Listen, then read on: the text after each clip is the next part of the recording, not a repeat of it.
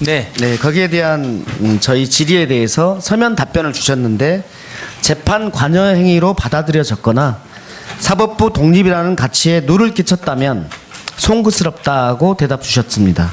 맞죠? 네, 맞습니다.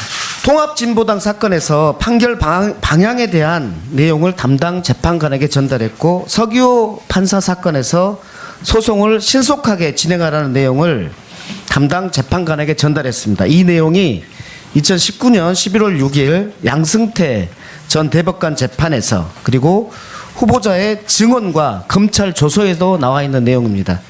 이 자리에서 국민들께 제대로 사과하실 생각 있으십니까? 네, 사과 말씀은 드리도록 하지만 제가 사실관계에 대해서만 조금 말씀을 드려도 되겠습니까?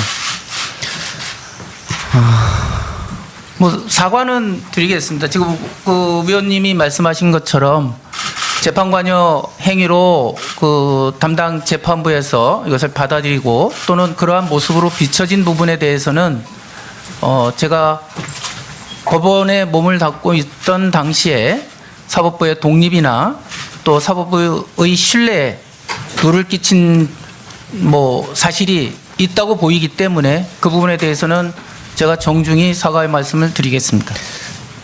실제로 그러지 않았는데 외형만 그렇게 보였다는 겁니까? 그 부분에 대해서는 제가 서면 질의에 답변을 드린 것처럼 행정처에서 요구하는 문서를 받았다가 전달하는 게 적절치 않아서 그 문서는 제가 즉시 파쇄를 했습니다. 구두로 전달했다는 거 아닙니까? 구두로 전달한 말이 법률적으로 여러 어려운 문제가 있으니까 신중하게 검토해 주셨으면 좋겠다라는 취지였습니다. 그게 물론 좋습니다. 검찰 조서에서의 발언 내용을 보면 대차게 거절했으면 좋겠지만 그렇지 못했습니다. 라고 진술한 거 맞죠? 거기 보면 업무 능력이 부정적인 평가를 받을 수 있다고 생각했습니다. 이런 부분들 때문에 전달을 했는데 곧대로 전달한 건 아니다. 이런 취지로 받아들이면 되겠습니까? 그리고 이 부분과 관련해서 대차게 거절하지 못한 것과 관련해서 국민들께 사과를 다시 한번 해보십시오. 그러면. 네, 그 당시에 문건을 받을 때 전달받을 때 처음부터 거절을 했으면 이런 문제가 발생하지 않았을 것이라고 저는 생각을 하고 그거에 동의를 합니다. 그래서 이 대차게 거절했으면 좋겠지만이라는 말이 나온 게 바로 문건을 전달받을 때 사과를 하시려면 하고 말면 말아야 되는데 네. 이러면 계속해서 갑니다. 네네, 알겠습니다. 후보자를 추천하신 국민의힘 추천 사유가 뭔지 아세요? 기본에 충실하고 법원칙을 준수하고 기본에 충실한 재판을 법원 내에 전파하였다라는 내용인데 사법농단 사건을 보면은 이 추천 사유가 맞는지 의심스러워집니다. 그래서 깔끔하게 사과하실 거면 사과하셔야 됩니다.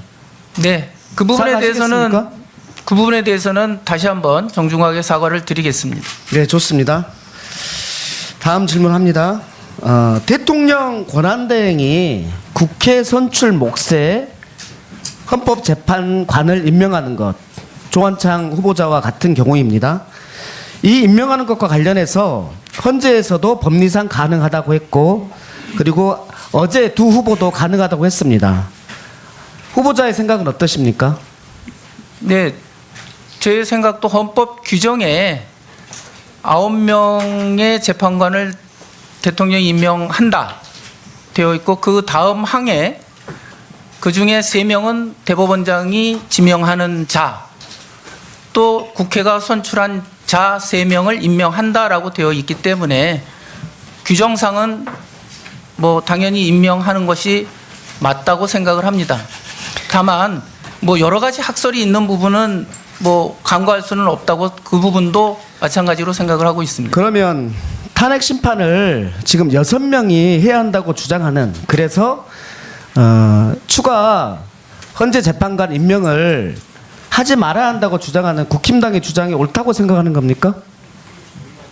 일단은 지금 규정이 7명이 심리를 할 수 있는 규정입니다. 근데 그 규정 자체가 가처분으로 되어 있어서 6명이 지금 심리를 하고 계시는데 그 부분에 대해서는 정상적인 방법은 아니라고 생각을 하고 있습니다.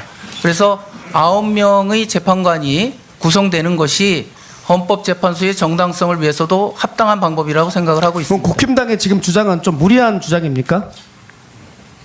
뭐 일각에서 보면 무리하다고 볼 여지도 있다고 생각을 합니다. 후보자의 생각을 묻습니다. 제가 객관적인 다른 사람들을 묻습니까? 여기 후보자가 누굽니까? 후보자의 생각을 묻는 거예요. 네, 알겠습니다. 그 부분에 대해서는 명확하게 이 부분도 명확하게 못합니까? 말씀드리겠습니다. 9명에 구성되는 것이 합당하다고 생각을 합니다. 네. 그 성공한 쿠데타는 처벌할 수 없다. 어디에 나온 말인지 알죠? 네. 5.18 내란 불기소 사건에 나왔단 말입니다. 서울의 영화에서 실패하면 반역, 성공하면 혁명이라고 했는데 여기에 대해서 동의하십니까? 네. 동의한다고요? 아니 그런 말 자체가 있었다는 거에 대해서 지금 제가 말씀드렸습니다. 거기에 대해서 헌법재판관이 되시려고 하는 후보자께서 그 말을 동의하느냐라고 묻습니다. 동의하는지 동의 안 하는지를 묻습니다. 동의하지 않습니다. 예. 통치행위도 사법심사의 대상이 된다는 게 헌재와 대법원의 판례인데 후보자도 그렇게 생각하십니까? 예, 대법원의 판례를 존중하고 그렇게 생각을 합니다. 예, 좋습니다. 대통령의 거부권에 대해서 내재적 한계가 있다는 것에 대해서 동의하십니까?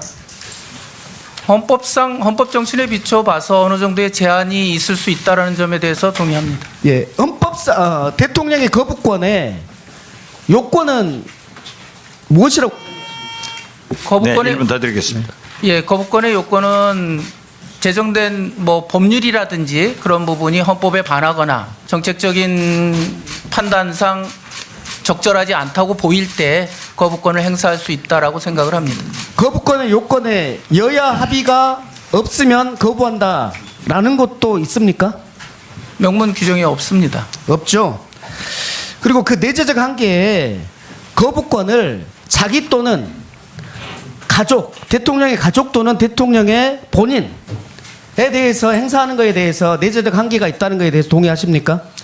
그 부분에 관해서는 어느 정도 그 형평성이나 거부권 행사의 공정성을 위해서 헌법 정신에 대해서 충분히 신중한 검토가 필요하다고 생각을 합니다. 하나만 더 묻겠습니다. 과거에 박근혜 대통령 탄핵 때 최순실이 특검 추천에 대해서 야당만이 추천했다고 위헌 심사 청구한 거 알고 계십니까? 네, 알고 있습니다. 네, 2분 더 드릴게요. 네. 알고 계십니까? 네, 알고 있습니다. 그것의 결과가 어떻게 나왔는지 알고 계십니까? 합헌 결정이 난 걸로 알고 있습니다. 합헌의 내용이 무엇인지 알고 계십니까? 그 야당의 추천만으로 이루어지더라도 뭐 국회 민주적 입법 절차에 의해서, 재량이다라고 네. 본 거죠? 네. 구체적인 내용을 좀 말씀드려보면 수사 대상에 대통령이 포함될 수도 있었던 사정, 그리고 법률에서 규정하고 있는 특별검사의 정치적 중립성과 독립성 확보를 위한 보완 장치가 있는지 이런 사정들을 고려했을 때 여당을 추천권자에서 배제하고 교섭단체가 있는 두 야당만 추천하도록 한 것은 입법 재량의 범위에 속한다 이렇게 했습니다. 그렇죠? 그렇게 알고 있습니다. 그러면 이번 내란 특검과 관련해서 야당이 추천하도록 하는 것과 관련해서도 이것이 위헌이 아니라고 볼 수 있습니까? 헌법재판소의 그 판단과 그에 따른 기준은 뭐 앞으로 이루어질 결정에서도 기준으로 작용할 거라고 생각을 합니다.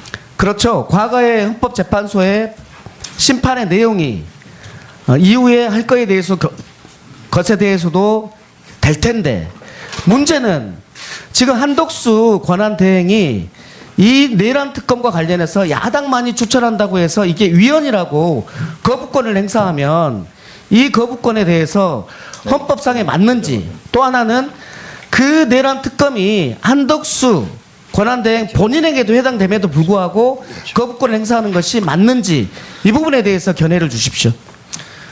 그 부분은 거부권을 행사하는 당사자인 지금 권한대행께서 생각에 따라서 하시는 부분이기 때문에 제가 그 부분에 대해서 일반 말씀드리는 원리에 거는 의해서 맞는지.